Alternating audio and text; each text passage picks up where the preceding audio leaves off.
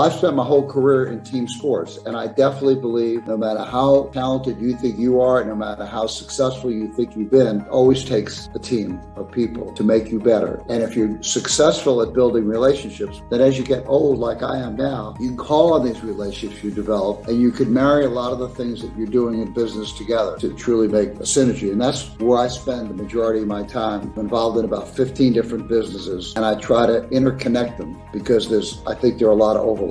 That's what I really, really enjoy the most.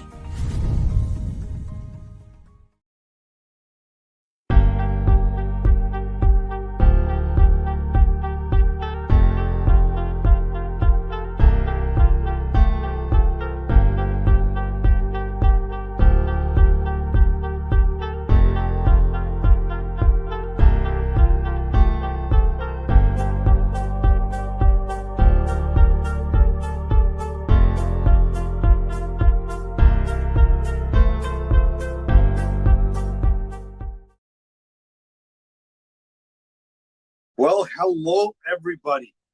What's going on? Welcome to summer. Welcome to construction season and mosquitoes and cookouts and campouts and also situation critical.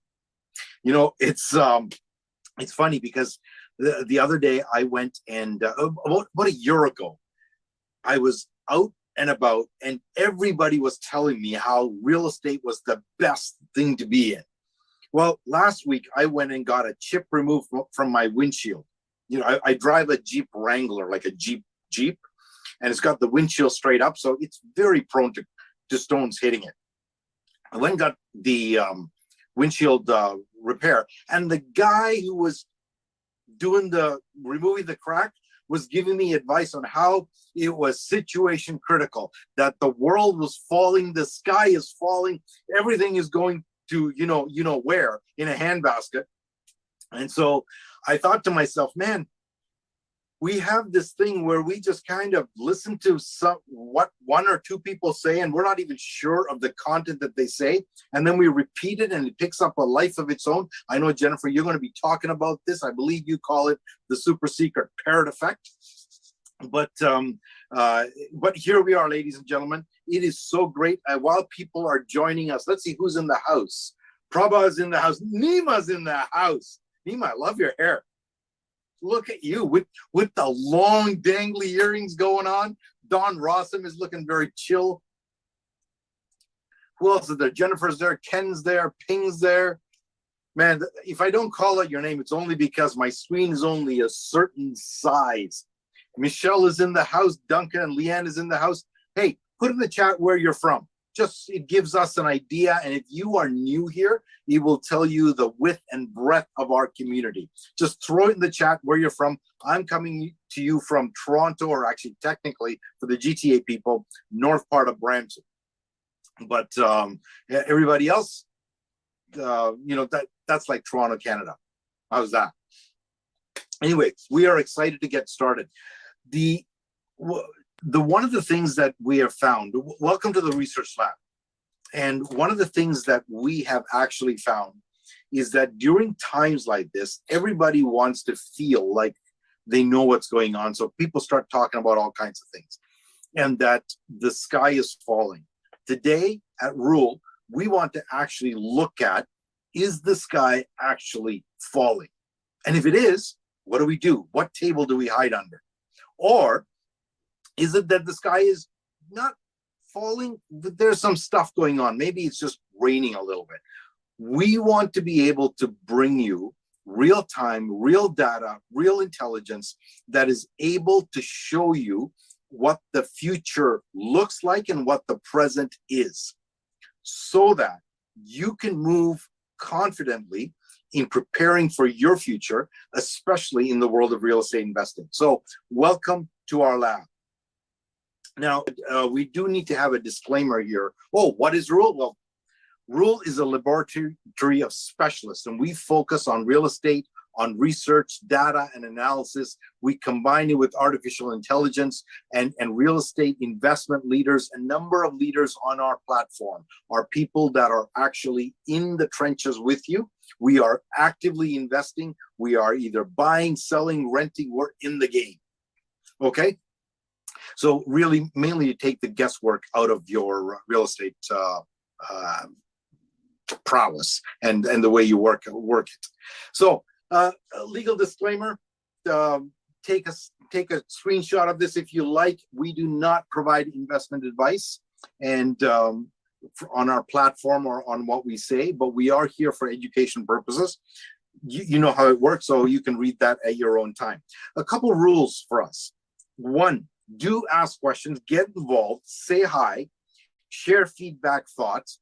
Don't solicit and don't sell. And looking through the room, I don't see anybody that I'm going to have to jump through the Zoom screen and, deal with. So I think we're all good. A couple housekeeping things. Main thing, you got to have fun. And two, this event is being recorded, so it's available for you in the Rule member back office. Our agenda for today is that we are going to look at what is happening in the Canadian and US market. We're going to give you an overview so that you might be really well equipped to see what's going on. And then we're going to do a market analysis in Edmonton. Okay, so those of you, some of you have, a number of you have said, what's going on in Edmonton? Is it a good time to buy? I thought everything, with gas prices being so high, don't even go to Edmonton. Well, you're going to learn the real truth here. Next events, you need to take a screenshot of this. July 13th, July 20th, July 27th are our next events. And if you don't want to take a screenshot, you can grab your phone, just scan the QR code, and it will take you right to a link for our events coming up. The research lab today is with Jennifer Hunt, and she needs no introduction. She has multiple types of properties, and I've known Jennifer. Now, Jennifer, I think I have known you for about 10 years. That's a long time to know someone. And and I know that every time I work with Jennifer, what I appreciate about Jennifer is her ability to be able to see through the noise, the confusion. And I have been able to execute and buy real estate with confidence because of the information that she has provided to me. So Jennifer, welcome, and I'll let you take over from here. Awesome. I'll be in the background. If you need anything, I'm right here. You betcha. Thank you so much, Naran. Give a round of applause for our Chief Leadership Officer. Way to go. Thank you so much, Naran. So welcome again. I am Jennifer. Oh, thanks, Kathy. That's awesome. Jennifer, the Chief Intelligence Officer with the Real Estate Wealth Lab. And I am also a real estate investor. And I think, thank you, Naran, pointing that out is important, because what I say, I apply, it matters. I have a portfolio across Canada and in the US, and I've been investing for about 10 years. So in case you're tuning in and you're wondering, she just into research? No, it's both. So there we go. So where we're going to get started today is that a real estate cycle. And the real estate cycle is simply the business of a real estate cycle. And what we want to be looking for is those expansion phases, stabilization, contraction phases. And it kind of moves and contracts, almost like an accordion, if you will. And that's what we're here today to really go through and learn. And there's a lot of craziness out there. Are you hearing it? Is it feeling nerve-wracking out there? Dawn and Nima and Graham, have you heard some crazy stories and stuff like that? And people are saying, no, the market's going to crash. Well, we're going to really get into that today. It's very important for us to see behind behind the headlines, really, and actually into the data. So what we have at Rule is we've got the real estate cycle formula. Now, this is different because what we include is about 24 indicators that we look at, 23, 24, something like this.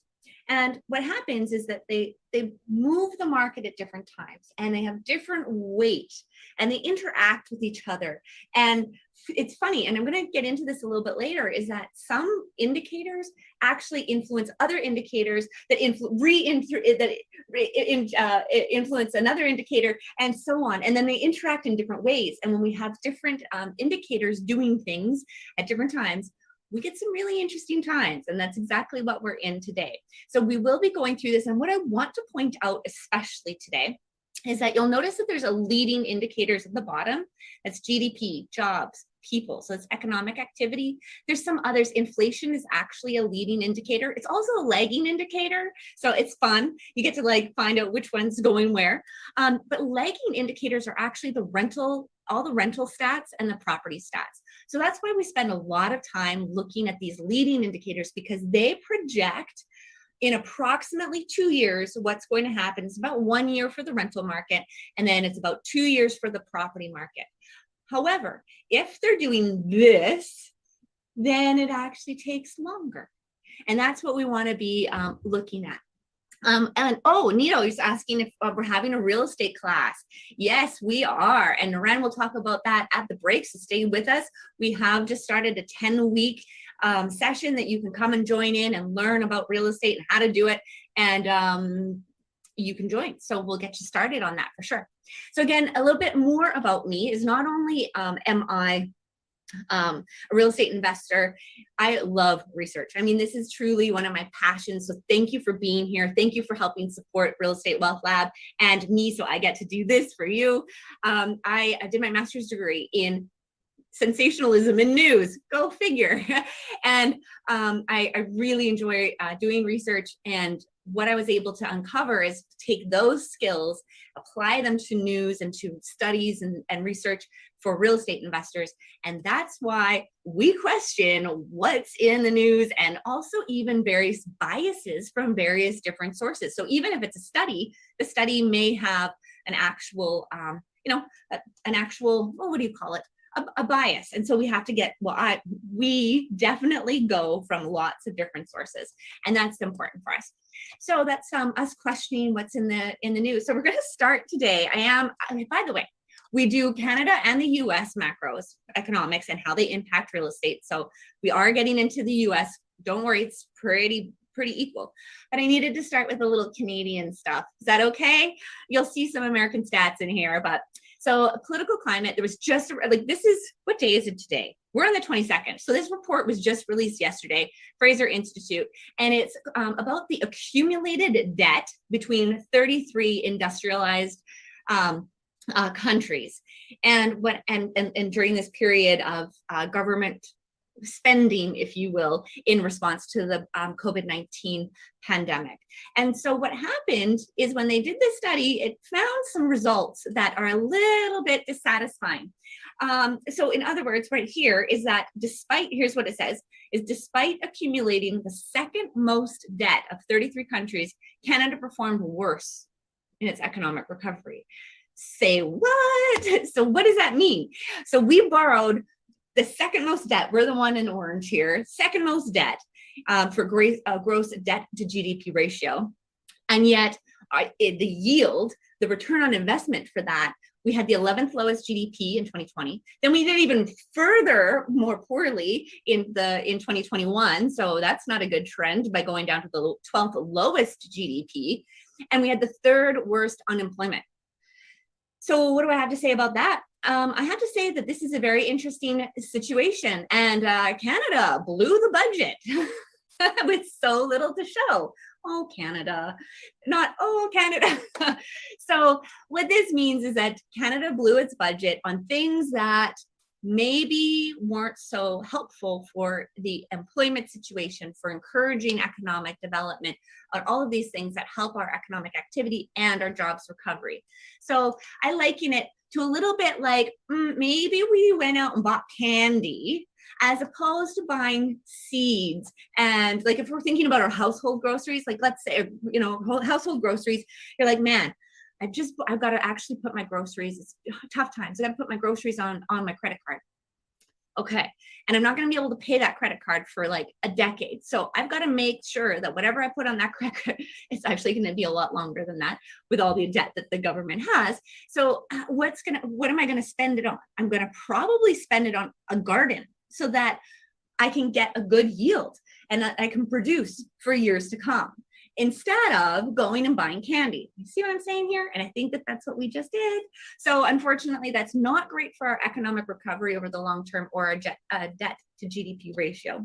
And so, okay, but there's a bright side. Now I see, Harry, you have your hand up, but maybe you could pop it in the chat. I'm hesitant to take questions at the moment because I got a long presentation for you. So, or maybe at the break we can catch your question or put it in the chat. Thank you. On the bright side, and there is definitely a bright side here, ladies and gentlemen, is that because Canada has so much debt, we're number 2 of 33. And that GDP, okay, this is where it's interesting. GDP is actually, like our Canadian GDP, there's about 20% of it is based on real estate. And I'm going to show you some more stats on that a little bit later.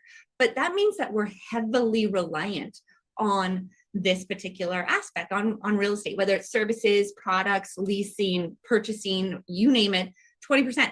So do you think that the government's really going to do anything super foolish to harm that industry? It's super unlikely, because then we would look foolish. We wouldn't be able to recover. We wouldn't have any GDP. So, and then we would be quite a different country. So as a result, there's some, they may do some things when it comes to interest rates, of course, but at the same time, how far can they go when this is the scenario? So that's pretty good news for us. Okay, so now we're getting into GDP. Now, again, GDP is a leading indicator when it comes to projecting down the road our rental market and our property prices. So what we're looking at today is a snapshot of GDP and all these leading indicators. And so when I put in buy signal, it means that it's a buy signal that's going to be projecting out into the future. Now, as in like 2 years, because these are all contributing to what's going to happen down the road. When I put in a hold signal, the same sort of thing that we're seeing, like, oh, okay, that might be a little bit of hold signal. And then I'm going to actually pull it all together for you at the conclusion of like, what are we doing now? So when you see a little buy signal or a hold signal, don't freak out. That's not the whole picture. And at the end of it, we're going to say, okay, this is what you actually have to do. And this is what you shouldn't do in this market. So GDP, Scotiabank came out with their forecast tables.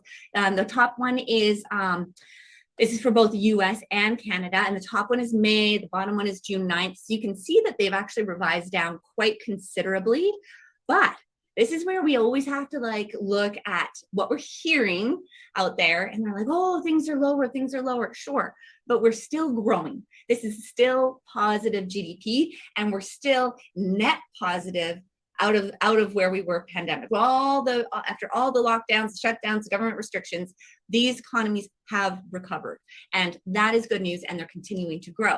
So that is a buy and hold signal. Like this is good. We want to be considering, okay, we're going in the right direction.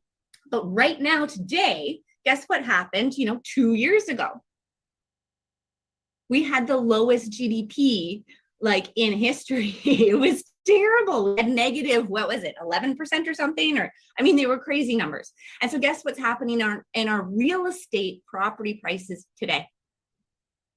They're softening as a result of that GDP impact from 2 years ago. So that's how this sort of cycle works. And so we're expecting a softening in this market for the next little while. So BDC came out with the Canadian economy remains strong. GDP is up. It's lower than expected, but it's still a strong performance. It's still performing well. And this is really, really good news, especially because not only is that good news about the GDP and whatnot, but there's different areas of different services, different industries that were the hardest hit during the pandemic restrictions that are now coming back.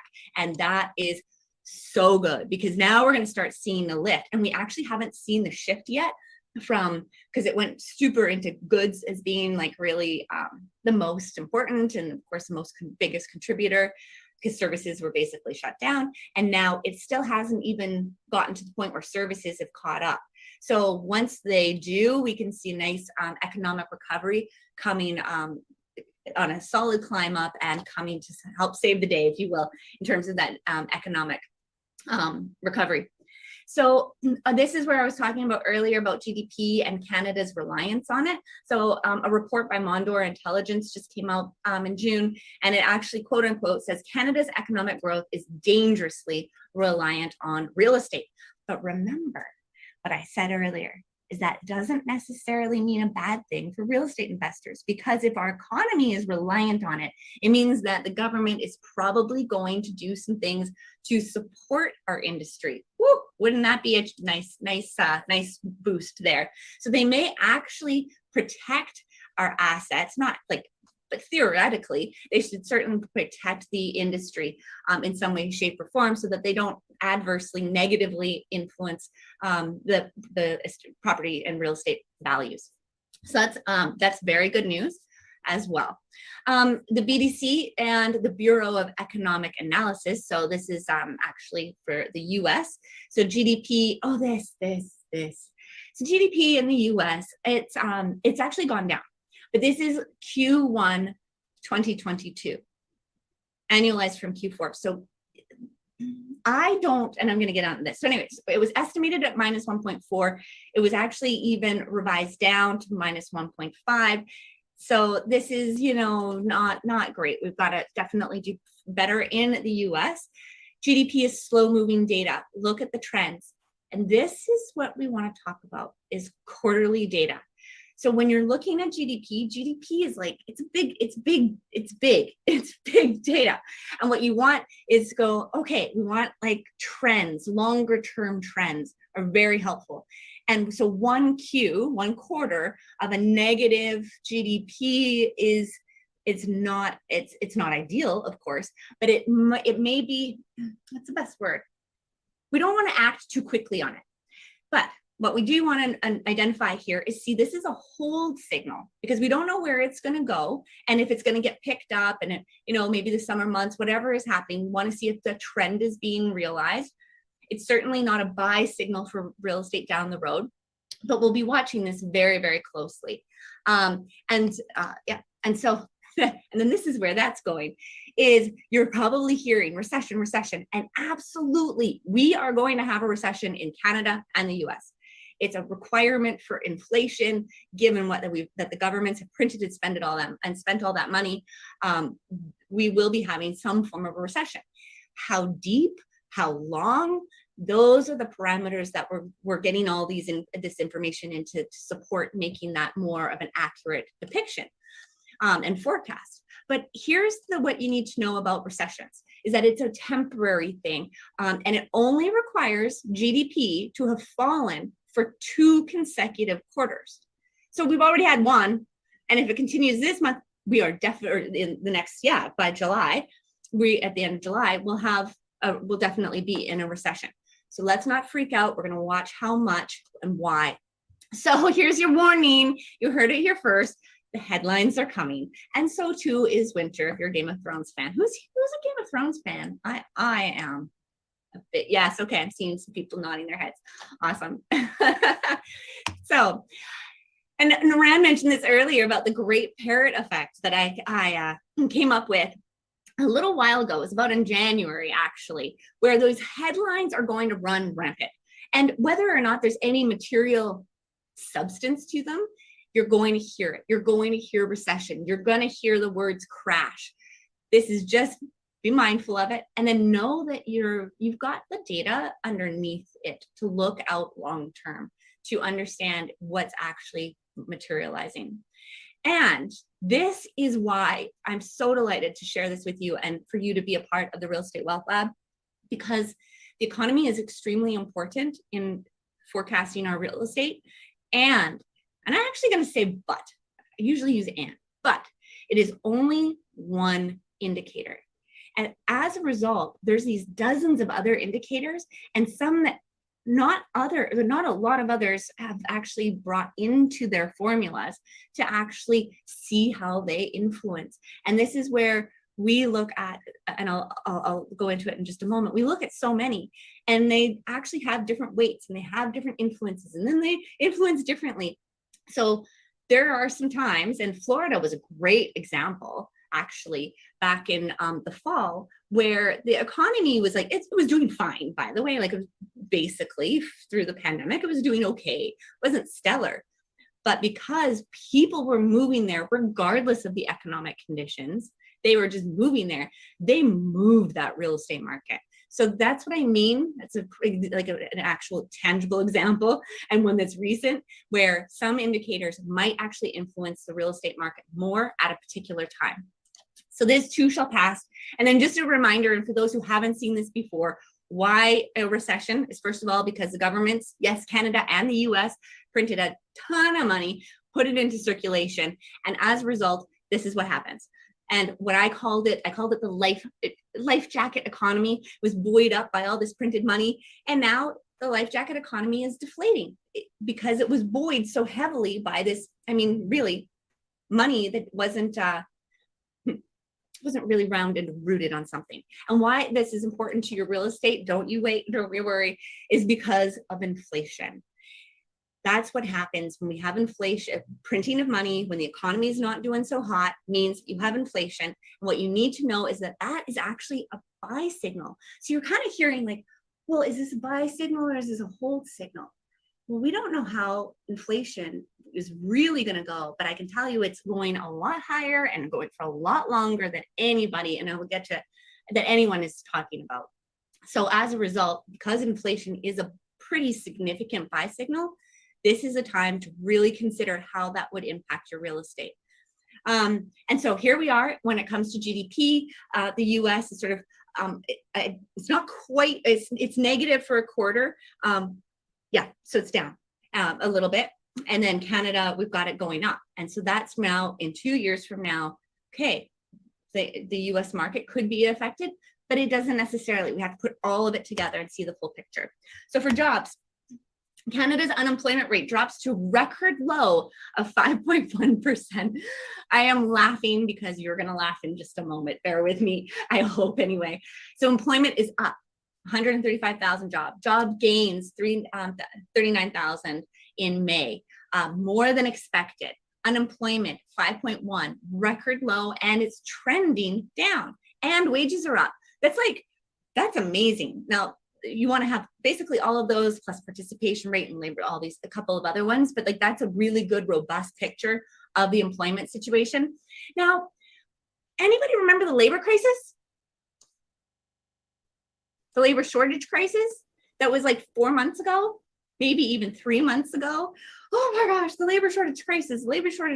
Well, we actually did a really solid look at it in January. It's in your Real Estate Wealth Lab member portal. And I highly recommend you go back because I have to ask a serious question, and I asked it back then, but now we're at record employment numbers.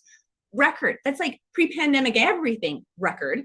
How can jobs and employment be at those record levels when literally 3 months ago, we had extreme labor shortages? And I can tell you that, sure, maybe, immigration borders have opened up, et cetera, but that's not sufficient because there was such a backlog in actually processing times. So anyway, something doesn't fit, have a go and check this out, and you can understand that there was not data to support that labor shortage crisis or that hypothesis at that time. And there you go. That was another great parrot effect. We heard it all over the headlines.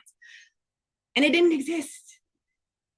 So I'm glad you're here. The U.S. job market, also it's still hot. Employment up 400,000. Total year-over-year gain 6.5 mil. Unemployment is the same, 3.6, but that's a historical low. So that's pretty wild. And long-term unemployed is declining. So again, similarly, the Great Parrot effect occurred in the US as well. And we're not seeing really that labor shortage. And it's definitely headed in the right direction. This is the US labor market continues to expand. All right, what this means for real estate. And they're getting into a little area here. It's quite interesting. What this means for industry. There we are. Sorry. My camera went a little fuzzy. I wanted you to see this.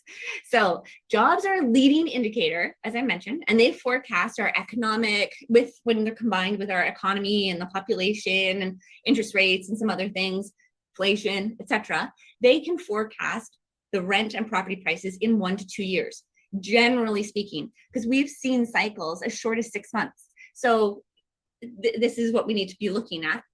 And so as a result, when we have job growth, when it expands and we've got more jobs, which we have both in Canada and the US, and record level employment numbers and unemployment numbers and all this stuff, that's fantastic. That puts pressure on rents and property prices upwards. So that's what we're expecting a little bit down the road. And it's pretty significant number. So this is very, very, record numbers. Listen to that, record numbers. So what can we expect for our real estate? Again, it's only one indicator, but think about that in 2 years. Oh yeah. But now we've got to weigh this in a little bit differently now. Jobs are also in these unusual circumstances, which we are in, after having just gone through and printed all that money and the life jacket economy, jobs are also a leading indicator forecasting interest rates going up and a recession. In this case, because we're in this particular time with all of these indicators doing all this weird stuff that they're doing and how they're interacting. So the job growth in this case could also put downward pressure on our rents and properties as interest rates go up, and then we have a recession, and recessions generally don't help our real estate values. So we've got these one indicator and two very different interactions that are going on. Are you guys ready for a brand new effect? It's like highly economic, academic terms out here. Yes, ladies and gentlemen, it's called the kids in a bathtub economic effect. And if you're wondering, yes, that's in the right-hand corner up at the top. That's me and my brother. And I don't know about you, but as a kid, get in the tub. Look at these cute little gems at the bottom. Like they look like they're just about to have like a rustle, a tumble in there. And yes, they're going to be splashing that water all over the place, and each kid is going to be making a mess. And the waves get bigger and bigger, and they're going this way and that way, and there's no rhyme or reason to it. And in other words, it's kind of a way of looking at reverberation. And the different indicators are these kids, and these kids are just going all over. They're going bonkers. And so what we're going to see for the next little while is this. I should have made it a little bit easier to see. If you look at those black lines of like, this is going up way, way, way, and this is going down, and then this, and then this, and then it's just going to feel like a roller coaster of activity, and indicators are going all amok.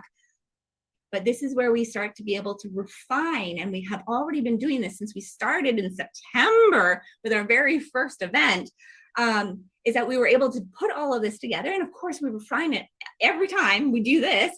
So we're actually looking at about a decade with, as I mentioned back in September, a small softening in 2023 and 2024. So we do want to be planning for the long term, and I'll talk about that short term in a minute. But as you can see, reverberation, all these kids in the bathtub, and that's really what you're going to be feeling out there. And I want to make sure that you know that we've got it and we're handling it, and we understand how they're interacting. And you know what? At some point, one of those kids, one of the indicators is actually, I'm going to move it over here, is actually going to slow down, and it's going to start going in a different direction. And then it will be able to see exactly where it's going. But literally right now, our economy has all the indicators in that bathtub making a complete disaster. And once we see which indicator tires out first, we'll be able to see how these factors truly play out. And that is what we call market reverberation. And so stay tuned for that. So then when we look at and we apply jobs to our current real estate cycle formula, forecasting out into the future, the jobs are in both Canada and the US they're actually showing a little bit more. The record, so they should be higher in terms of that, the arrow going straight up, but you get the idea. Those are positive. So as a result, that's going to help, that will speed up a particular cycle time, a duration. So now into people. Again, another leading indicator. We're seeing that this talks about a slowdown, but not a crash. But it's not really. They're talking about the real estate market and the population impacts. So it's not a slowdown of people, is what I'm trying to communicate. So the Gen Zs, they're about ages 10 to 26 right now. And I'll talk about it in a minute. What this is showing is that the stats are showing that from an immigration perspective, millennials and Gen Zs, like the older Gen Zs, are immigrating to Canada and to the US also, like that's a good age bracket, but we're starting to see them come in, and they're those first-time home buyers. And it's counterbalancing, yes, counterbalancing, just like as I was describing, some of the interest rate challenges in terms of them going up and affordability. And so what we want to see is from us, from a real estate investor, or and with our clients and whatnot, is that it's going to have an impact on demand, increasing demand, because we've got a group, a cohort that in Canada is actually predicted to be, or forecasted to be, bigger than the baby boomers. Yeah. Now the millennials almost made it bigger than the baby boomers, but the Gen Zs are expected to. So you can imagine that'll increase pressure on rentals and properties. And then preferences, no matter what, even if they aren't your client your target client market, you will still want to know what they want, because it's going to influence real estate, what it looks like, what amenities it has, where transportation hubs around them. And definitely if they are your clients, which in my case, they certainly are. I love international student rentals. So totally, I gotta be making sure that I've got an eye on the prize as to what is that they need. Wi-Fi included, and all these other smart technology type things. So you'll want to check that out, especially as they're going to be a major demographic influence. And again, the reason that it's even more important is because of in Canada, we have a very, very high immigration target. So think in terms of immigration and who's coming in, think a little differently. There's some Gen Zs that are going to be there. And it is similar for the US, although the percentage of immigrants is quite a bit less, so it'll have less influence, but still something to look at. So we looked at immigration to the US and the 10 most attractive states for immigrants. So why does this matter to you? First of all, the criteria is just that they looked at hospitable states specifically for immigrants. And so the percentage that they looked at was percentage of residents not born in the US, the difference in the average of annual income between citizens versus immigrants, and the percentage of residents with a bachelor's degree among citizens and immigrants, so in terms of education. And they put all that together, and this is the list. Drum roll, please. It is, here it is. So we've got California, Alaska, West Virginia, New York, New Jersey, Nevada, Florida, Hawaii, and Maryland. All right, some of those places look like they'd be great places to go and live or invest, I would say. Now, this guides our market research, of course. It's increasing people, and that means there'll be an increase in rents and property down the road, because if they're attractive to individuals who are immigrating and immigration is on the rise, guess what? More people are more likely, particularly immigrants, to move to these particular locations. So it's just something to consider and to look into if that's an area of interest to you. So that was the people. Again, one of the leading indicators that we look at. And in all cases, they're growing, we're expanding, immigration targets are, being upped and all of these things. And then we look at interest. And yes, interest can be, it is a leading indicator of other indicators that are also leading indicators. Oh, it's so fun. All right, are you confused yet? This is Scotiabank, our forecast tables. I just wanted to show you the policy rates. This is both for Canada and the US. They're on the rise, you know that. We're definitely expecting more. We're expecting higher, stronger, faster, you name it, in terms of interest rates. The Bank of Canada just upped theirs. I had this in my head. It was June. Yeah. Oh, it's June 1st. I did have it. So it's June 1st. And that went up another 0.5. And similarly in the US, I think it was June 13th. They went up. Yeah. Or June 15th, rather. They also went up in terms of their interest rates. Now, this is I don't need to get into it. We know how this impacts our mortgages, but it doesn't always impact our mortgages at exactly this amount. So just be mindful that the banks are independent, they're their own businesses, and they can set their mortgage rates at whatever they want, but they typically end up coming in alignment with this to a certain degree. So inflation, where are we at with inflation? Are you bored of me talking about inflation yet? I'm so sorry, but I have some memes that I have to show you clearly. So I'll try to keep it short. CPI actually, I'll slow down. So for those of you who haven't heard me rant about inflation, please go into your rule member portal. And for the last, every single research lab, you'll want to check it out. And I've got a link in here as well to the January one where I really unpack inflation. So I think that's in this next coming slides. So I don't have to repeat myself for those who have heard it. But basically, you're in the right place, and we seem to keep on forecasting where and how long inflation is going to be around for. And in fact, I did in the January one. All right. So anyway, where am I? I'm in the US. Here we go. CPI for May in the US is up. It's the last one was previously it was 8.3. Now it's 8.6 in terms of the inflation rate. In Canada, the inflation rate has it's moved from 6.88 in April to 7.7 in May. That's in 1 month. Yeah. So Canadian inflation is the highest since 1983. That's in 4 decades, basically. And again, this is where it gets, I'm gonna go on a rant. Dawn, I love your question. I'm just gonna take it.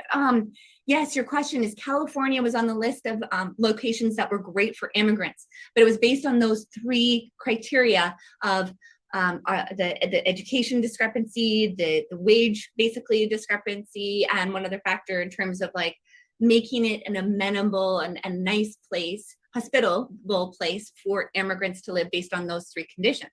And I love your question because that's exactly why we have Vincent, our chief technology officer, working in the background so that we can get all those weighted levers of all those indicators, because taxes, and it is absolutely huge. And it's definitely something that we look at when we do our complete analysis. And in fact, in Edmonton today, when you look at the market analysis for Edmonton, I talk about taxes and how it's impacting, and it's one of the levers. So it's very, very important. Okay. Tara, you missed the rants. Well, you're just in time. All right. Yes, here we are with this friggin' inflation, the highest since 1983 in the US and in Canada. It's all record everything. And this time they said that the market consensus was going to be 7.4% for May. And it went above it, 7.7%. Well, no surprise there. That they're not quite getting it wrong. And by market consensus, this is typically the market consensus of chief economists at financial institutions. So I want to remind you of this exact slide was up in Rule at our presentation in January at a research lab, and the market consensus then was that inflation will flatten. It will disappear by the end of 2022. These are quotes, disappear. And now the market consensus is 7.4. In 3 months, they changed. So they were also saying supply chain issues. And then I've got another little situation. I was listening to an economist on a video today, and I thought I was going to share it in the Rural newsletter that went out. It's like, this could be good. I was like, I can't share this. There isn't, no disrespect, if this gets out there and that I am actually schooling you that supply chain is not a part of inflation. I was like, you know what? You didn't get it. You didn't get it. We're done. And so sorry, ladies and gentlemen, but you didn't get that video in your Rural newsletter because the rant would have been so long, you wouldn't have known what to do with yourself. So you're getting it now. So now, inflation is rising above the market consensus. You don't say. We called it in January at a minimum, and I think even earlier, to be honest, in terms of where inflation was coming in. But we knew this. And guess what? We know, and you know now too, that it is going to be around for a long time. I don't have the exact dates and slides in here this time because, again, I've ranted on this many times. But here's the thing. Inflation is a leading indicator. And it is a lagging indicator. And what that means is that inflation is going to be impacted when interest rates go up, when the government stops printing money. The government has only slowed down in printing money. And when I say the government, I mean on both sides of the border. Okay, we're just generalizing here, probably around the world. So if they haven't stopped printing money. I am getting into that. They haven't stopped printing money, then we've got a problem. So we're going to see inflation until that stops. And by the way, even if they were to stop printing money right now and they were to increase interest rates to a maximum amount, guess how long it takes for inflation to be affected? 2 years. It's a lagging indicator by 2 years. That's if all of that were to happen right now. So if we extrapolate and use our critical thinking, okay, things are slowing down, interest rates are slowly climbing up, you know, like we're looking at least like four years, maybe, like buckle up, not just for my rant, but buckle up for inflation and expect it. So this is a link, again, to go through inflation, unpacked what it is, what causes it, what cures it, and how long it will last. And if you need a cheat sheet, I've got all the hints right there, so you can take a picture, and when you're at a cocktail party or whatever, because now we're allowed to go out, is you can actually go and say, hey, this is what's actually happening behind the scenes. So we got you. And it's important, again, for real estate professionals, especially, to know it even more, because it is so important when it comes to real estate values. And real estate, again, is one of the most stable assets and one of the assets that typically outpaces inflation. And you're going to see me writing this and communicating it over and over again. And I believe in it. And it's just something that we've seen through history as well. Okay, so why are so many people getting inflation wrong? Most are just trained incorrectly, or they've trained about it and then, I don't know, they've forgotten it. And I don't mean you folks, I mean what we're hearing on the news and things like this. So just be mindful of that. And I'm going to move on. Inflation, though, is a tax, and you do need to stop printing that money. You just do. So this was some great, some solutions. So this is from the Grassroots Institute of Hawaii. It just came out the other day. And while it's specific to Hawaii, they actually look at it from a macroeconomic perspective. So I just kind of took out the Hawaii bits, and I'm like, hey, this needs to happen at a federal level as well. And so truly, some of these solutions are: you cut regulations that discourage growth, because we need growth. You reform restrictive occupational licensing laws so more people can find work, make it easier. Another one, now, I don't know that, I'm not sure if they've recommended this, it wasn't in that, but I do know, and I was starting to look at economists about opening up borders and having open immigration, because that's where you're gonna, like, that's a 6-month backup, a 9-month backup. Will we get the skills where they need to be? Who cares? We're one, anyways. Reduce business costs and encourage entrepreneurship, reform land use and home building regulations to spur housing supply, right? Like, oh my gosh, is it today's? I forget, or it might be next week's newsletter. Oh my, I can't remember if it was for today or if it was next week in terms of the timing of when it came out, but I'll give you a little sneak peek. Vancouver just got, there was an announcement of a 40% increase on glass in windows. 40% increase. Now, that was today. Okay, awesome. All right, thanks, Paige. I mean, like, okay. And then it goes through and it's like lumber's up 83% or whatever the number is these days, and like the 63% and da da da da. And then you add in like these other complexities, like that's going to affect building homes. It's going to affect condos. Oh my goodness.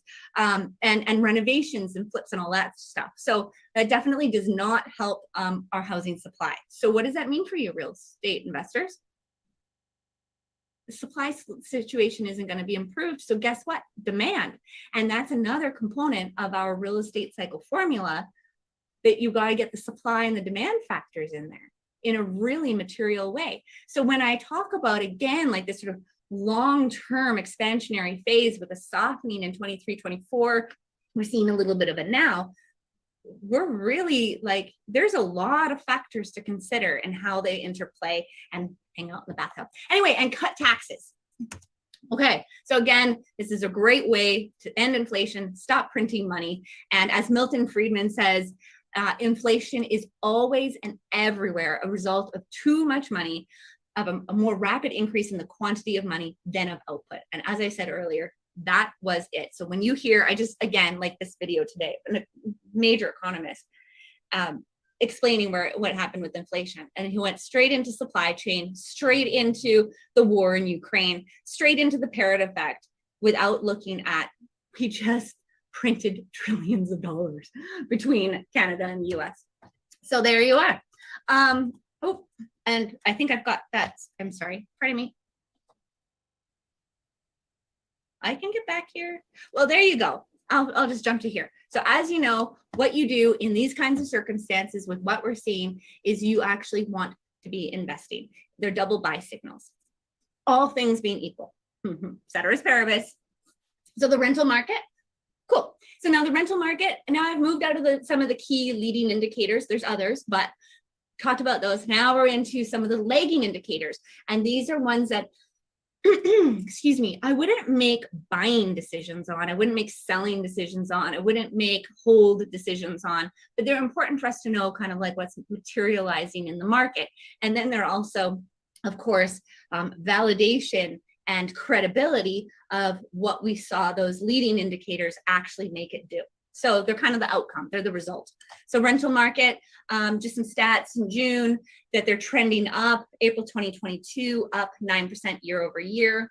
May 2022 up 10.5% year over year. So these are right on track, upwards in line with the leading indicators last year. Because remember, we had major upswings in I shouldn't say major.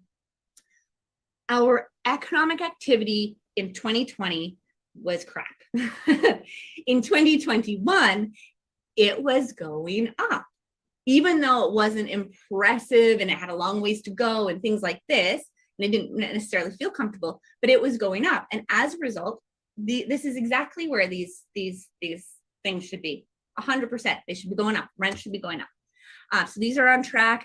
And what I wanted to show here is, because I did show this last month, but I showed the May data, and it's kind of fun to see things next to each other. So the first one here, this first, you can see my mouse, 1, 2, 3, down to 7, that was in May.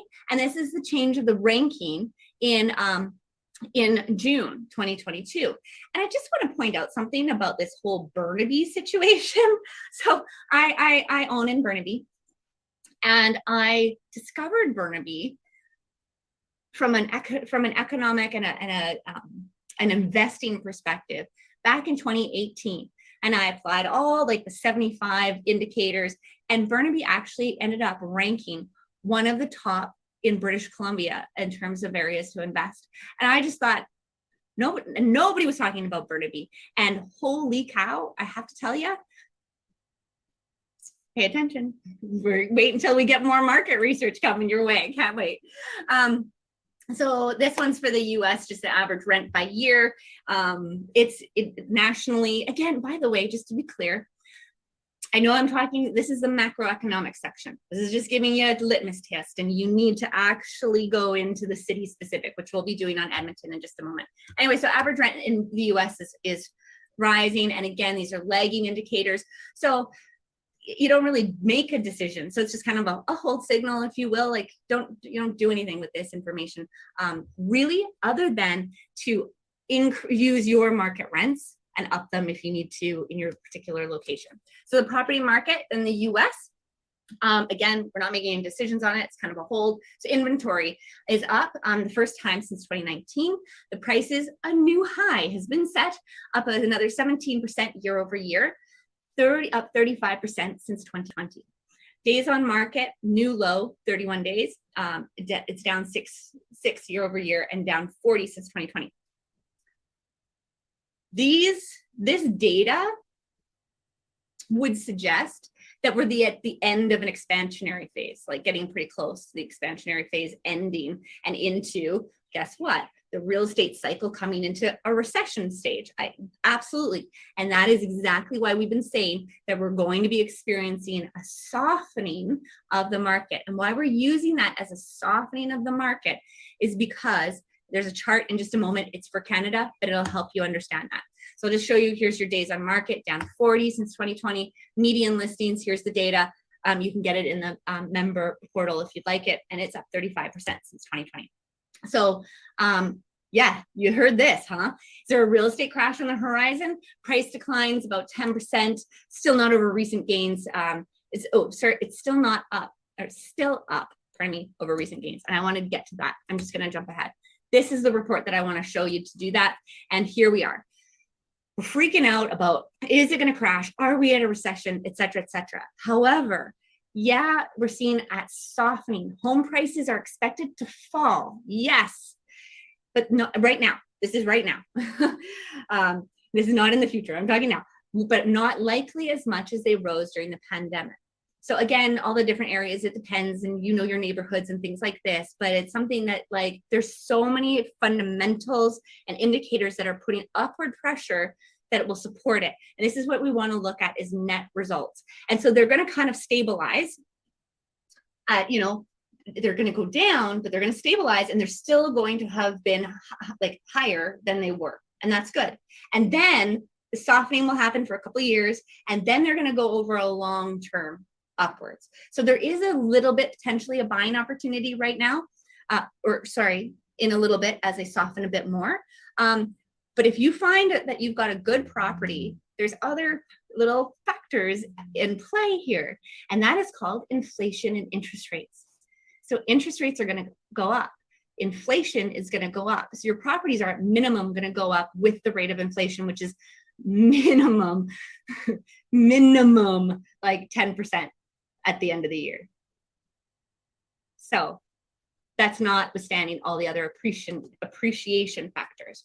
Okay, I'm almost through this. We're almost done with this section. So here's, if you want them in your member portal, 5 best Canadian cities for affordability and job growth. There they are.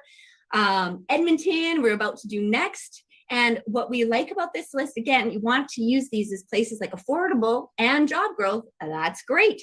That's awesome. We want to be looking for those kind of markets, but make sure you actually do your complete diligence. More is better. And our real estate cycle formula, we look at over 24. Our comprehensive market analysis, we look at over 75 indicators. And you definitely can use these things to help you narrow your research, but you need to be looking at that or coming to us. So here in conclusion, ladies and gentlemen, beware of confidence crushing headlines. It's gonna feel ugly. Crashing real estate, downward revisions on prices, hiking interest rates, affordability challenges, all of that is just going to be like all over. Yeah, Mark, a minimum of 10% for the year in terms of inflation, because in Canada, I should say, maybe like 8 in the US, but we'll see. And I would say that I'm reserving my right to increase that. I'm just not saying the number that I actually think it's going to be. I'm being conservative on purpose. But let's put it this way. Mark, I was saying 8 in January when the economists were saying 0. Or flat, I should say. So not 0, so 2. So you kind of get, yeah. I guess I'm saying I'm trying not to be wrong or something, but yeah, it could be 15. Yeah, it could. And I'll dig into that a little bit further, and I'll give you guys a proper, and see, and that's just it. They're saying 10%. Ron, thanks. So Ron saying I attended a CMHC presentation, and they're calling for 10% inflation in residential in next year. Care comment? Yeah, I think that's low. Given how much money was printed and circulated when the economy was garbage, based on economics 101, and I'm not even an economist, I'm just like a schmuck on a webinar here. Really, but some basics, just like there is definitely a lot more pressure in this inflation. And the interest rates, I mean, where were they 2 years ago? Because it takes 2 years to implement. So this is runaway, because even if they do the interest rates right now, that's going to take 2 years to impact. So there's nothing holding inflation back right now. You see what I'm saying? Like nothing. And the only thing outside of the parameters that they do have available to them, they being the central banks have available to them to do something with, is a recession. That's the only cure. So it's not pretty. But don't freak out, because for real estate investors, that's another reason why we're placing that sort of buy signal, even though in normal conditions, we might be like, yo, this is kind of like more of a hold. The real estate properties are going to go down. But hey, they might go down, but this might be an inflationary ride that you might not want to miss either. I don't know. Take that into consideration. Okay. All right. Thanks for the support there, Tara and Ron. I love it. Okay. So inflation, yes. At a minimum, that lack of supply, expanding population. See, we still haven't even talked about, I haven't even actually done like a full meal deal on the lack of supply. And I'm kind of excited to do that at some point and reveal, like, I've touched on it and how bad we are in Canada and in the US, but there's some studies out there that are pretty deep, and I'd love to go into that. So then we can even place more of a weight or an emphasis on that supply. Oh my gosh, I am just going over time. Sorry. So just remember that this is kids in a bathtub, economic effect. We're reverberating all over the place. It's absolutely wild and crazy out there, but we got you. We've weighted them. Yes, I have spreadsheets for this. And yes, Vincent's got it in tech and is working on getting it in tech. And here's our conclusions, is that it is validating that our real estate cycle formula is robust, it works. We are expecting a long, modest expansionary phase for like a decade, but there is a softening right now in 23, 24 and 2022, 23, 24. We are expecting this. We've been saying it for a while. This is going to happen. So it's definitely a hold time, but also potentially a buy time. But we're getting back to the very beginning. All those leading indicators today, minus the fact that there's potentially a recession, but all the leading indicators are showing a buy for 2 years down the road. Actually, a little sooner. Still want to get it before then. Okay, so here's some actions of do's and don'ts. Do not do fix and flips right now. Do not do rent to owns. I mean, of course, by the way, these are broad. If you know what you're doing with rent to owns and you've got a long horizon, maybe you do a rent to own for 10 years. Perfect. Like there's so many different ways. So again, it's just a caution. Just be mindful of that. And do buy and hold is a great thing.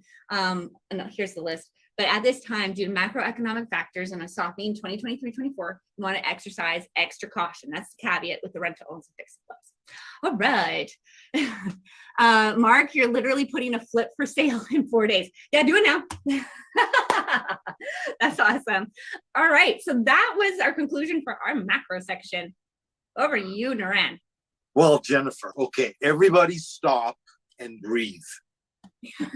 That was a lot of stuff. But one of the reasons why we have so much of information coming at you right now is because there is this sense of a storm happening in the market. And so because of that, we really need to show up and provide for you the information.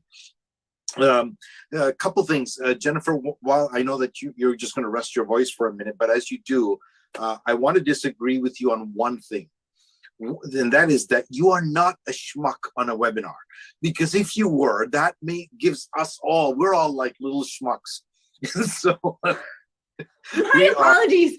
I didn't mean that in any way, shape, or form to reflect anyone else. I just wanted to be self-deprecating that they're, No, Jennifer, like we all show up because of your brilliance. So I just want to put that out there.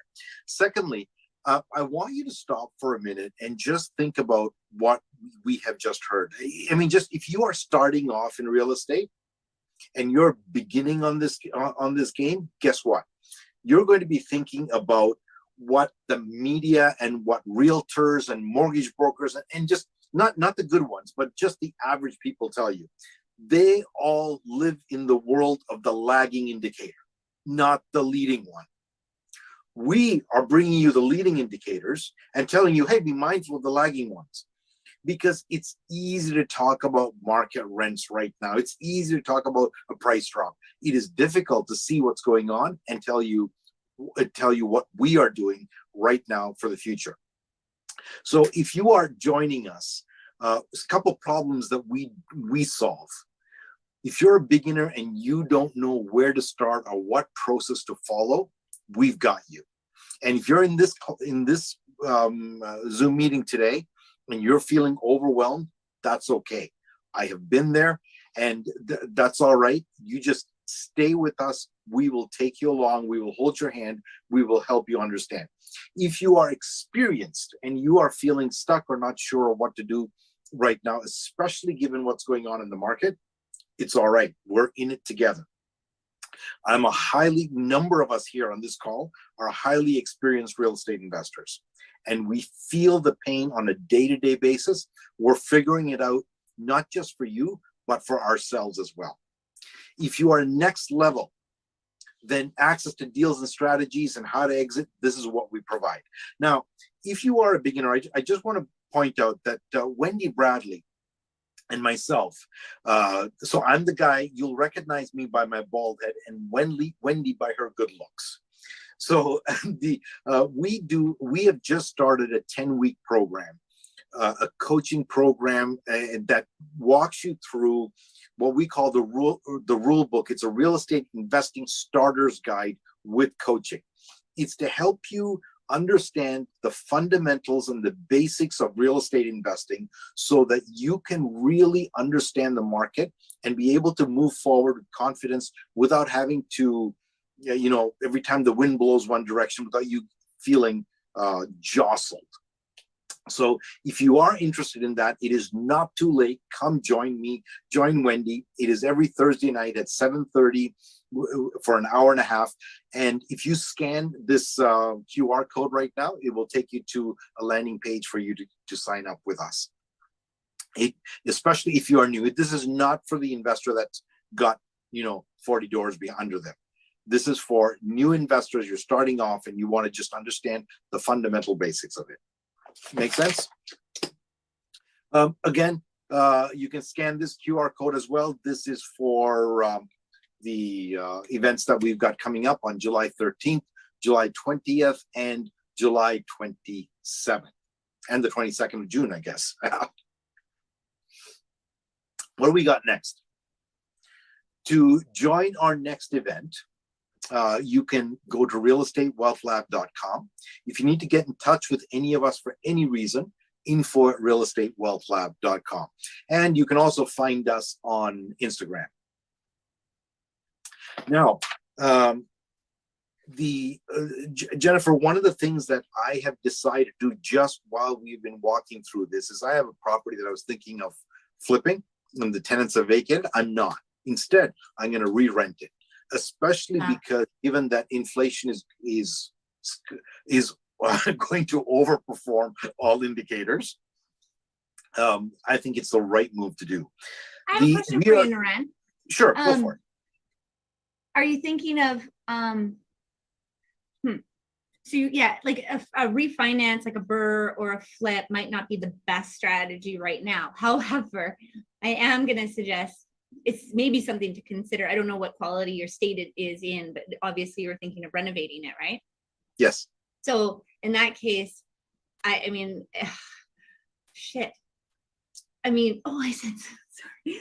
Like if glass and windows have just gone up 40% and inflation is going up further, that's also something to consider too. Like maybe a smaller, depending on where it is or the condition, like maybe a smaller kind of like the lipstick renovation that will get you past like some hopes. Jennifer, this is going to be the secret gold nuggets for people that are listening that are doing it. Here's my plan on this building. Awesome. I can duplex this property, but I'm not going to, because the cost of renovation right now does not justify the numbers, right? Doesn't work. Instead, what I'm going to do is I'm simply going to paint the place and change some lights. And I'm going to put a second kitchen, a small kitchenette in the basement. And there's a fourth bedroom. And I will turn around and rent this to a multi-generational family for a much higher rent, because now you have parents living on the main level and the son living on the basement. Awesome. And this allows me to do it at a much cheaper, lower budget, gets a higher rent, but also solves a problem in the market. Huge affordability. Family multi-generational housing is actually on the rise. So congratulations. It's good. That was pro tip. Thank you. Reno's starting a week.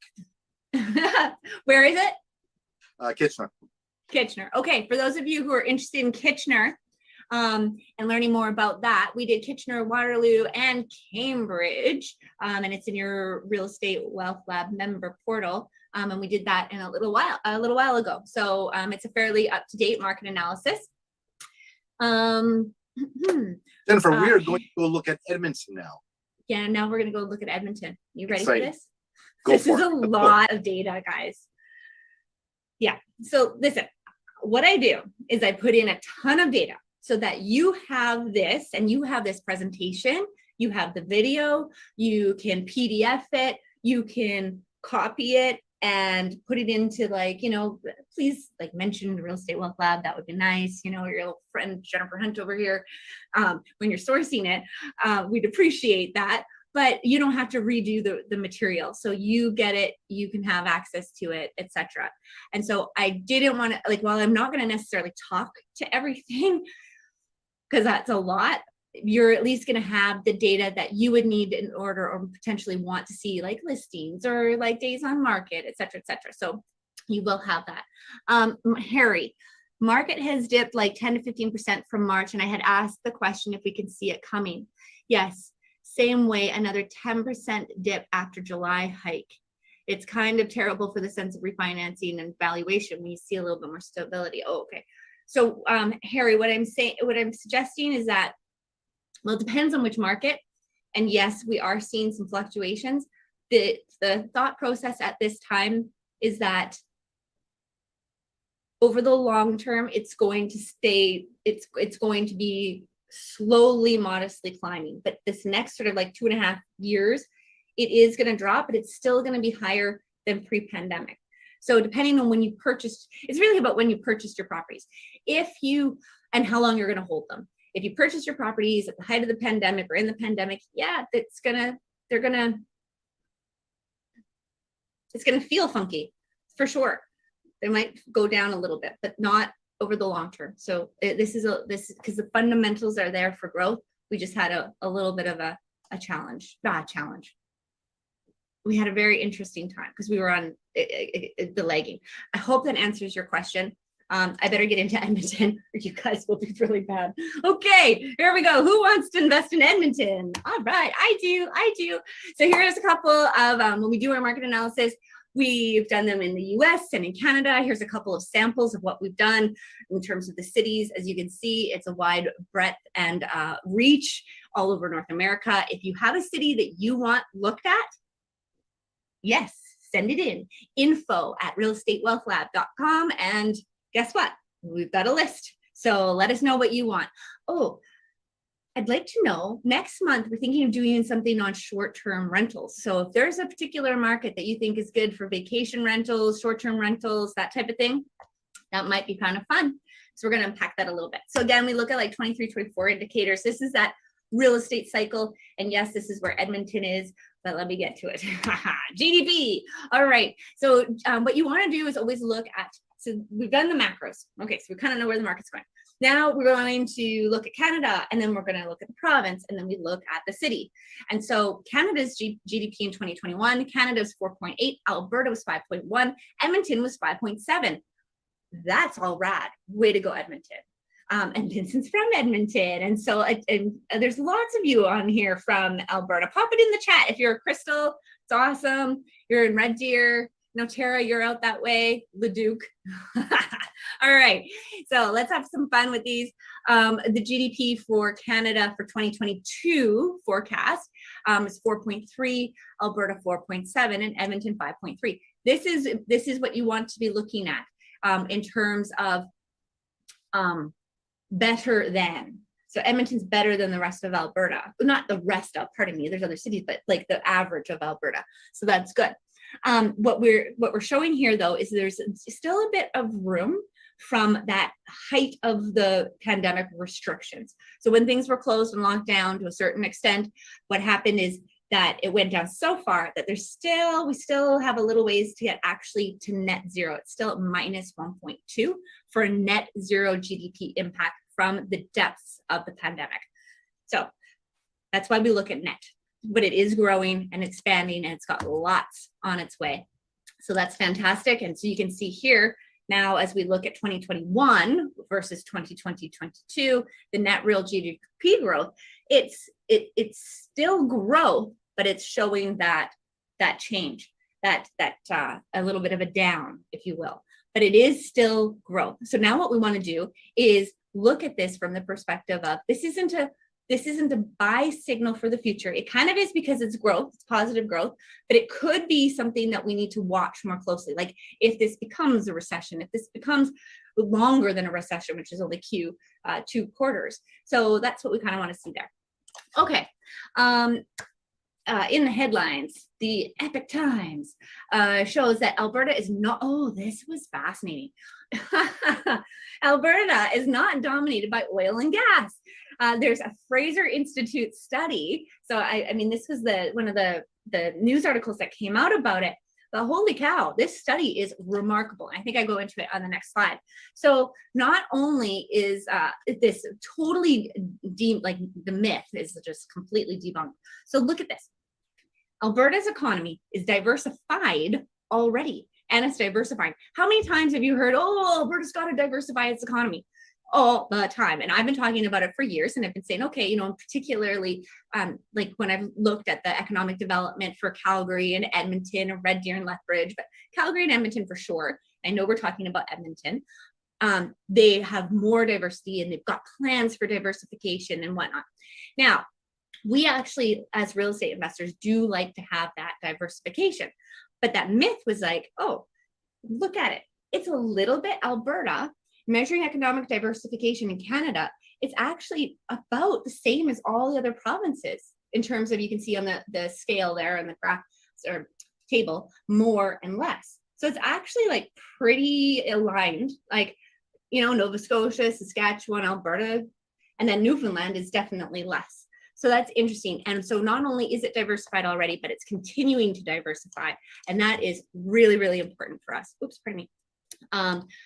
Yeah, so then these are buy signals for a real estate investor, because this is something we want. This is just another graph in a different way of showing that basically that stereotype as the petrostate is a myth. Now, this article in the study is really good. It actually goes on even further. And I don't know, no, I didn't go into it because I didn't want to go into it in detail, but I will mention that they also talk, and I did in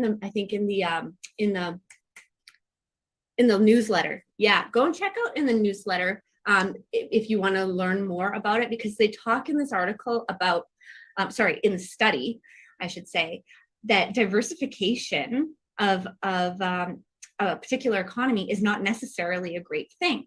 And in my opinion, diversification, because they're talking about comparative advantage, like, why not? If Alberta has all this oil and it's this amazing like production of petro type, petroleum, et cetera, products, then why not use its comparative advantage? And I do believe in comparative advantage. And I think we should definitely be affecting that in Alberta, and that it should be having some focus on it. However, as a real estate investor, not with just the economist hat on, we want to have a diversified economy. And the reason for that is because that is the insulation, one of the leading indicators, that's the insulation around our assets. So if something does happen, like, you definitely want to leverage comparative advantage, but you don't want to, in terms of a real estate investor, you want to make sure that that economy is diversified. So just wanted to point that out, that if you're reading that newsletter, I think I'm bringing it out in there, but we want to look at it differently. That's why we're together here at the Real Estate Wealth Lab, learning and working together, because we look at data and we look at studies differently based on our assets. So Edmonton, now drilling down into Edmonton, aims to innovate to diversify its economy post the restrictions from the COVID-19 pandemic. And in this case, they're actually creating an innovative, and I think it's called an innovative entity, and that is going to cost $5 million a year for innovation. Innovation. Oh, I forgot in my inflation rant. Oh, there is one more solution to inflation. You want to know what it is? Innovation. That is actually it. Like, that is, thank you for reminding me. I'm so glad we got through this and seeing innovation there. So innovation is actually one of the key ways in order to get out of inflation. And we have inflation coming. So I'm going to come back to that in a moment when I talk about Alberta's and Edmonton's inflation. So as you can see, GDP is doing well. It is climbing. It's 5.3. That's awesome. We want to see that. So jobs, what we've got in terms of jobs and the employment, like I said, I've got a lot of stats here, but generally speaking, you'll see the trend when we get to it. So jobs are great, and up 24,000 full-time, down 12,100 part-time, the net gain of almost 12,000 in May 2022. And they're working more hours. And look at this, it's a record high. And it's completely recovered since the bottom of the pandemic, pandemic time of June 20th. So this is like, again, these buy signals are looking ahead down the path. Like this is something, a market that you're going to be wanting to be investing in. So for those of you investing in Edmonton, this is very, very good. Praveen, so better to invest in Edmonton than Calgary. Ooh, no, that has nothing to do with what we're talking about today. Thank you for asking that. This is a market analysis based on that particular market, where it is in its cycle, and if it's going to be a good market and perform for the long term or whatever the cycle is going or not. Now, what you're asking, Praveen, is a ranking. And that we actually look at 75 indicators where we rank them and say, you know what? No, all things being equal, you'd want to invest in whichever one reveals itself as the top winner. And then, okay, so fine, you might choose Calgary or Edmonton. Let's say it's one or two, number one or number two, doesn't matter at the moment, but you would do that and apply that methodology and then understand where it is in its cycle so that you know when to enter, when to pull out, or when to extract. Hope that helps. So the answer is not necessarily, and we won't get into comparisons today. So this is very, very good news. And I'd like to say a huge thank you to Alan. Big shout out. I know you're out there in Edmonton. He emailed in today, and I'm so grateful that I popped it in the presentation. He said, this has got to get in the stats tonight. And so and we checked it out. So thank you. Appreciate it. This is working together. Michelle, is that 75 indicator ranking in rule somewhere? We haven't made it available. Well, we'll work on that. Definitely, we'll work on that.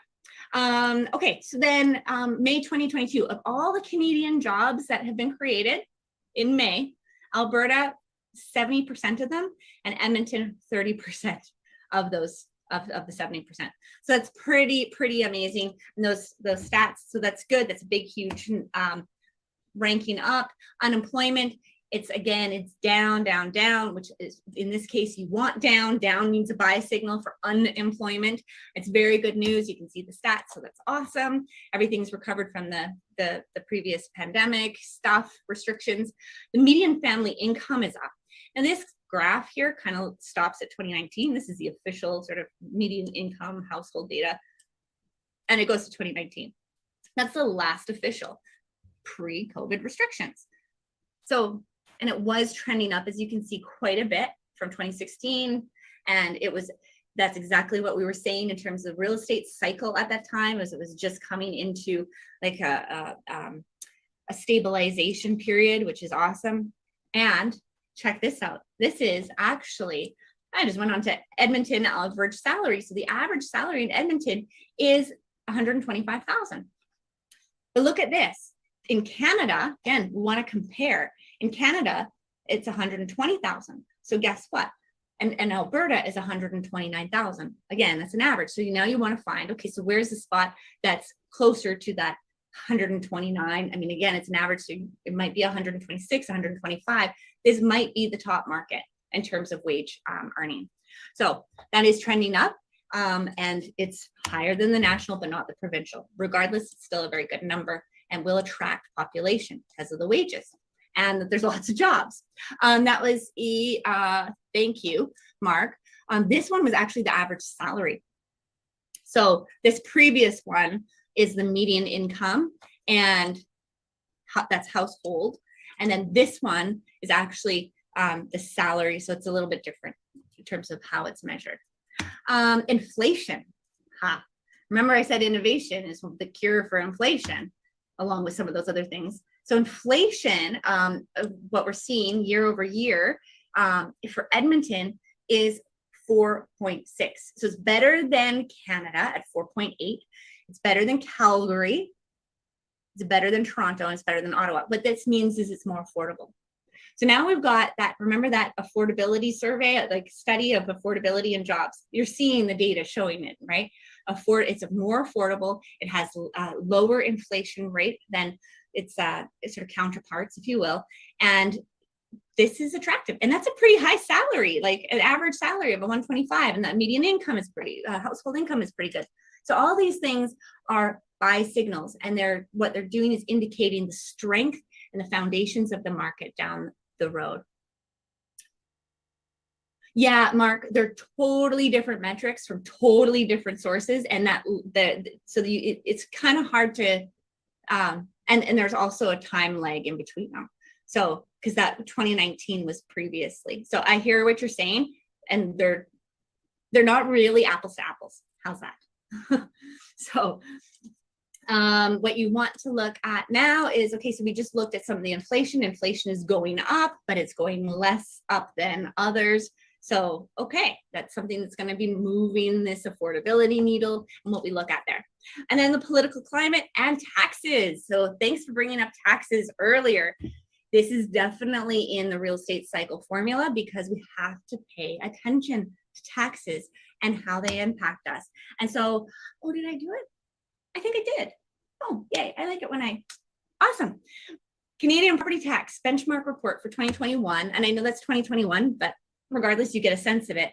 This is how Edmonton ranked. So it's above the average. And Calgary is below, and this is for residential property taxes. So that's something. And then no HST in Alberta. Yeah, for sure. So these are the property taxes. But in Edmonton, drilling down a little bit further, is that they did just approve a 1.9% property tax increase for 2022. So you'll notice down the little sort of icon, if you will, that's something that you would want to avoid.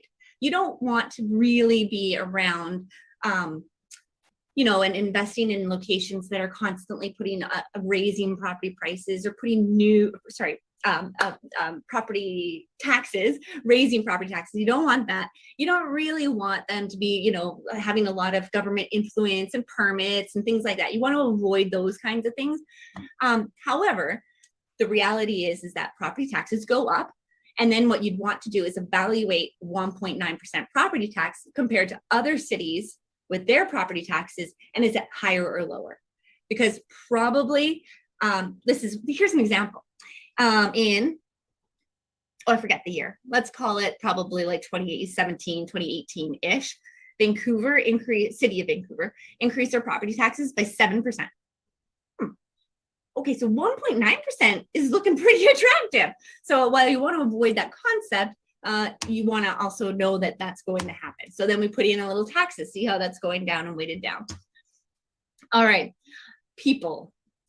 What's going on with Edmonton and its people? So here we are. It's in terms of immigration, net migration, population growth rate is better than Canada.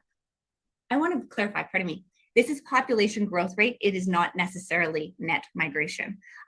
This includes all of it. Net migration. It also includes births and deaths. So wanted to make sure I clarified that. Slow down.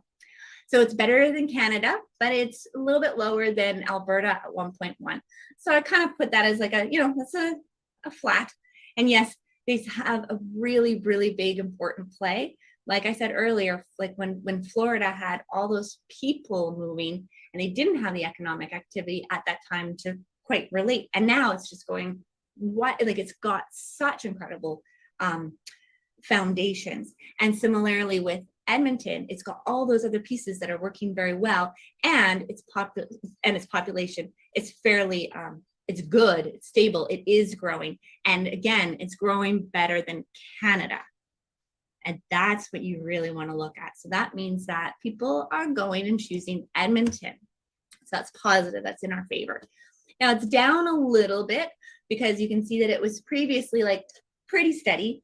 But in 2021, like obviously everything was down. People weren't moving during the height of the government imposed restrictions. And of course, 2021, they implemented, individuals who were not COVID-19 vaccinated weren't even able to travel, on planes and things like this. So there was a major, major government imposition. So that's not reflecting whether or not Edmonton's an attractive place. So the numbers, we'll have to pay attention to them. I'm not really worried about them because that's a politics and policies kind of thing that influenced that. So you have to dig into it even more. So Edmonton could be headed toward a housing supply shortage, according to some industry leaders.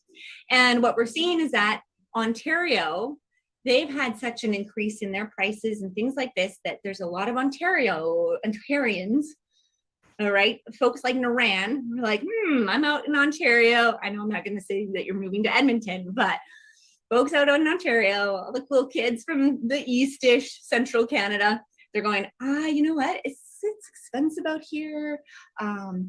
I want to try and change things. I want to have more affordability. The job growth is there. And so they're moving, and we're seeing that it's accelerating, that move to Alberta. Now, I think that this happened a number of years ago. It would have been probably in the 2000s, I think, like early. I'm talking like 20 years ago. And that Alberta did something similarly where I'm a Maritimer, so it's cool, but a whole bunch of folks from the Maritimes, what was going on with their economy, et cetera, versus what was happening in Alberta, they came out and migrated. And what we're seeing is that similar kind of circumstances with the Ontario and Alberta governments, economies. Okay, so prime home buying age, this is the age. So in terms of their median age, we're seeing that they're in that 35 to 39. And that's important because from that demographic, they're going to push more influence on infrastructure, taxes, and on buying. So the demand is going to be there. And as a result, there's going to be upward pressure on rents and the property values. Another thing about the demographics, and I talked about the Gen Zs earlier. So Gen Zs are sort of, well, I think they're like more like 10 to 26 now, but millennials are this group of like the millennials, the younger millennials, and the older Gen Zs, because the 7-year-olds are not obviously buying properties. Well, I know a couple, but not very many. And as a result, with Edmontonians being young, and that median age is 36.8, this is like they're in prime categories. And guess what we saw earlier too, in that macro section, was that the Gen Zs are a huge portion of immigration, and immigrants are moving to Edmonton. So you see how this is going to go. So especially if you're actually in Edmonton, you're going to be wanting to make sure that your properties are appealing to that younger generation, because that's who's going to be moving in. That's who's going to be coming at your next tenant. Havan, does Edmonton, Harry, it happened in the last oil boom in 2016. Yes, it happened in 2016. It's happened in every single oil boom for sure. And whenever a province's economy recovers really well. Havan, I hope I'm pronouncing that right. Does Edmonton property appraise well now for refinance purposes? I might defer that question because I would want to get into that would really depend on when you purchased it and how much equity is in it, et cetera, et cetera. So it's a tough one to just answer. What I would say is if you bought in the last little while, like I said, markets are going to be softening. Actually, let me get to the end and you'll see. I think you'll have your answer. So rents year over year. So again, now we're kind of completed in those leading, which is predicting out 2 years, 1 to 2 years. And now we're looking at what's happened. So the average rents are up 6.7% year over year. Definitely expected that because last year, GDP and the economy started to improve. So that's definitely in the line so that we can expect that. And then our rents up more than the average. No, but what we want to be looking at is, the average is down below. So 4.7% increase versus 8.5% increase in these top 35 cities across Canada. So it's not, it's not as good as some other markets, but that's okay. But what you really also want to be doing if you're owning rental properties in any particular city, you really want to be looking at that month over month. That gives you like boots on the ground, what's actually happening, and it can help you. And you want to look at it monthly. So I promise that I will include these in our Real Estate Wealth Lab macroeconomics so that you can at least have it or be reminded that you got to go in and look at yours, because that's going to help you understand what's going to be, what you need to do for your tenants to keep them. Less about the market, because we'll have already forecasted that that market is going to go down, but you'll be able to actually implement it and see like right away, catch it quickly. All right, so then rent price is expected to keep rising in Calgary and Edmonton this year. Absolutely, because guess what? We've seen GDP growth continue to increase. So that's definitely on track, and we definitely expect that as well. Here's some forecasts. There's just not enough rentals. This is something that we've seen in a lot of different places, and Edmonton is no different. There's insufficient supply. And for those of you who are in Edmonton, I mean, feel free to weigh in with like what you're seeing. If like, you know, boots on the ground, and that there's more renters than there are properties, stiff competition, et cetera, et cetera. So again, this is one of the many factors that are putting upward pressure on rent prices, et cetera. So when it comes to vacancy rate and the rent rates, Canada, the vacancy rate is 3.1%, and rent is 1,167. So again, this is a lot of data, and I know it, but this is what you need to do your market analysis. So here it is, and this is how you make smart decisions in real estate. So in Edmonton, the vacancy rate is 7.3%, and this is just for purpose-built rentals. You can dive into like condo data and stuff like that, but just for brevity, keeping it down. Wanted to keep it down. And vacancy. Oh, thanks, Zoria, saying rents are going up at least 100 on renewal or turnover on our properties. Awesome to hear. Exactly. We're expecting that rent to continue, and we're seeing it like continue year over year to go up. But right now, a little bit of down, a slight decline, and we'll check that out. The vacancy rate is higher than the national by quite a bit. So to me, it seems like there may not be, like based on this data, it seems to me like this may not be the actual case insofar as insufficient supply. However, it also specifically says suitable place to live. And suitable might be more about the property type or how it's renovated, etc. So it's really important to know your market. Now moving into the property market, all the stats that you need, and the property market, the sales. This is for June. So the sales, the new listings, median price, average price, days on market, and what's happening there. So for June, days on market is always telling. It's 29, 33 was last year. So as a result, that's improving. That means inventory is moving. But we're seeing that the sales are month over month down, but year over year up. New listings up. Median price 4.5% year over year, and average price 2.2% up year over year. And we'll watch that monthly stats as we come into it. Now, this is what we were talking about earlier, is affordability. Vincent, you were mentioning you're seeing that huge, that people are moving into Edmonton because of it. This is one of like a fantastic report. I love it. It's the RBC Housing Affordability Index, basically, and it's showing at 25.8. Now, take note, if this is something that's new to you, your investor target benchmark. Like this is your business, you're an investor. I like benchmarks. I always have them for my property analysis, et cetera, et cetera. And when it comes to investor targets, you want to be targeting ideally at 25 to 39% range. That's where you can have the best yield. And so 25.8 is perfect. That's an ideal situation for yield. That's return on investment. Now, that said, that you can still get return on investment in other locations. Like you can still get properties that cash flow in Vancouver, which is 73.9, in Toronto at 68.6. It's not easy. It's also a different market insofar as you're going to have different kinds of cap rates. You're going to have different kinds of risk. And I think I've mentioned this many times, but just to reiterate, Like those markets can be really good as part of a well-balanced portfolio. And I like having properties in different markets because they do different things at different times. And when Toronto and Ontario and things like that were way up, guess what? Extract it and put it somewhere else. This is the business. So unless you're, buy and hold for forever, but you still have diversification. I love this chart. It shows just a ton of stuff in terms of housing starts, but also comparing them. I love it when you compare. So Edmonton, it's not like super high, but and you can see that it's less than Calgary, but the population sizes and things like this. All right.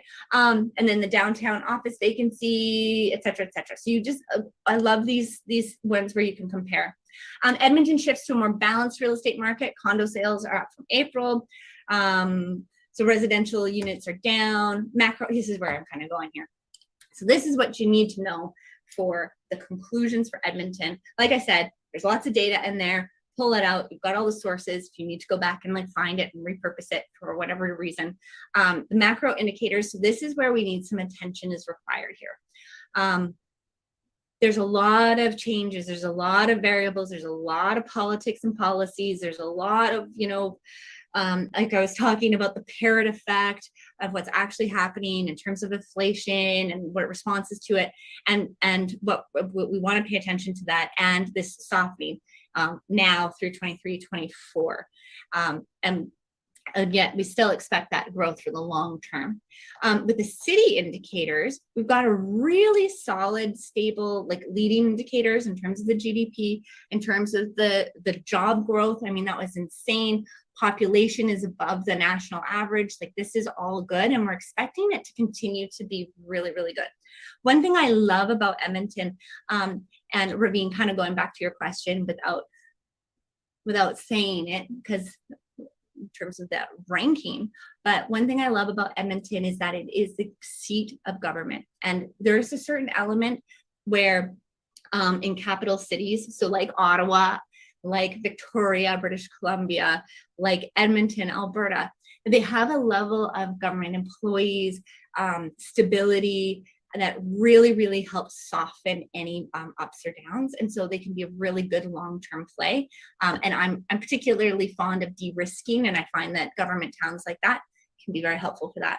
So we do want to watch if and how that population growth accelerates. Especially with this better affordability and lower inflation, I think that could accelerate quite significantly. And again, those Gen Zs are the ones who are primarily coming in from an immigration perspective.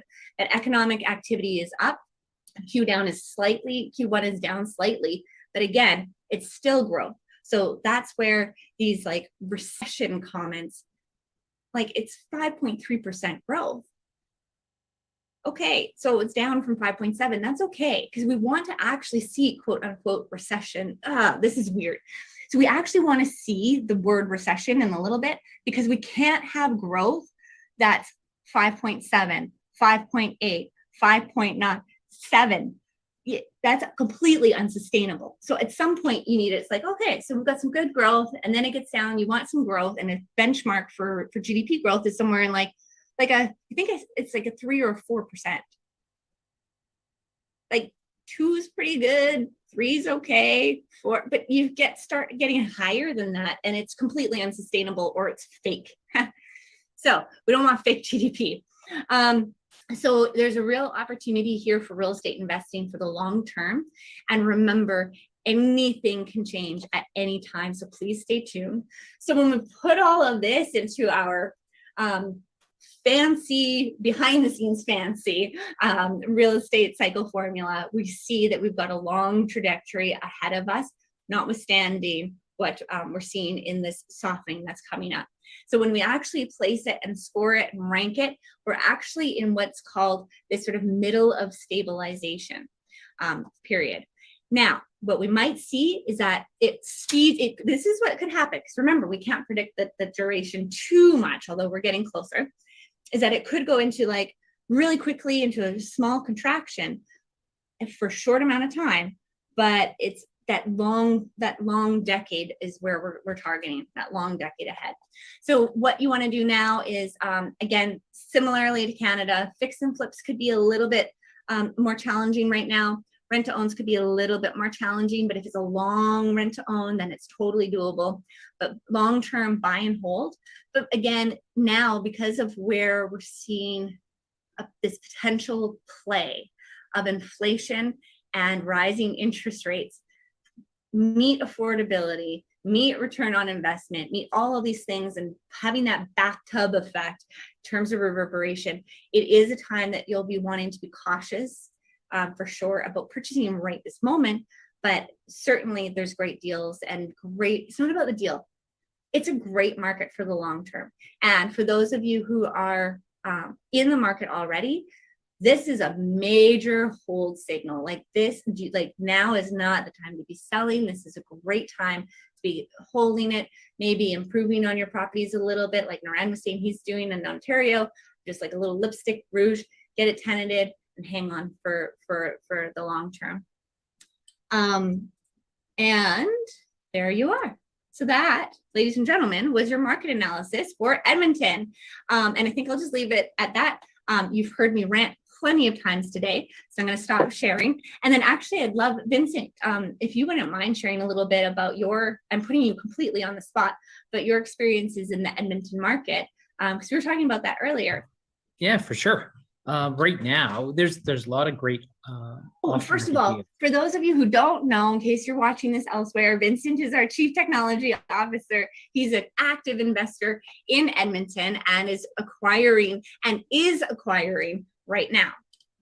Absolutely. So definitely a great market in Edmonton right now. There's a lot of off-market deals and great deals to be had. We looked at a 20-suiter today. There's great potential, especially with the MLI Select product that CMHC came out with 5% down. We're moving forward with that. We're looking at 3 different multifamilies right now, and that's going to add about 75 doors, all affordable. And it's with the product CMHC just gave out, you can't beat it. And all the indicators right now in Edmonton definitely showing a buy signal for us. Now it's on off market.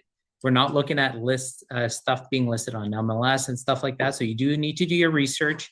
But like Naran said earlier, if you don't know the fundamentals or you're struggling with it, a bit of that, attend his classes because he definitely teach that stuff. But right now, for us, definitely a buy. It's one of the most affordable cities in Canada, and it's just trending upward, especially with our diversification on the different job markets we have here. Besides, tech is huge in Alberta and Calgary and Edmonton. Tech, innovation, oil and gas is booming.